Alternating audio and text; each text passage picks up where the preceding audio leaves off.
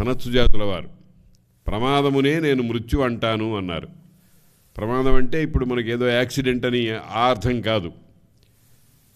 తెలియవలసిన దానిని సరిగా తెలుసుకోకపోవటం, తెలుసుకున్న దానినే సత్యం అనుకోవటం, ఇది ప్రమాదం. అటువంటి ప్రమాదాన్నే మృత్యువు అన్నారు. ఆ మృత్యువును తరించాలి అని అంటే అవిద్య సహాయం కావాలి మనకి.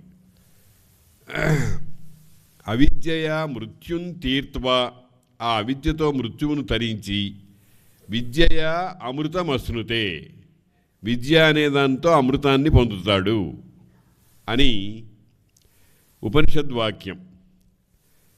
కాబట్టి మనకు భాగవతాది మహాగ్రంథాలన్నీ ఏం చేస్తాయి అంటే